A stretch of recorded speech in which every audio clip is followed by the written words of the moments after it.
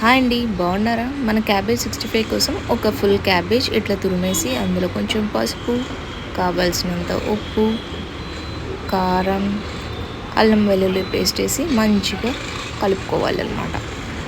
మొత్తం మంచిగా కలిపేసినాక 3-4 table spoons శనగపిండి, 2 table spoon rice flour, 2 table spoon corn flour, కొంచెం ధనియా పౌడర్, జీలకర్ర పొడి అండ్ గరం మసాలా మన టేస్ట్కి తగినట్టు యాడ్ చేసుకొని మంచిగా కలుపుకోవాలి. ఆయిల్ వేడెక్కిన తర్వాత పకోడీలాగా ఇట్లా వేసేసుకుంటే అంతేనండి, అయిపోయింది మన క్యాబేజ్ 65. కొంచెం సేపు అలా వేయించిన తర్వాత గోల్డెన్ బ్రౌన్ వచ్చిన తర్వాత తీసేసి సర్వ్ చేసుకోవటమే. కావాలంటే ఇందులో జీడిపప్పు అండ్ కరివేపాకు మిగతా ఏమైనా యాడ్ చేసుకోవచ్చు. నాకు ఇలా ప్లెయిన్గా ఇష్టం. ఇదండి మన క్యాబేజ్ 65. మీరు కూడా ట్రై చేసి చూడండి.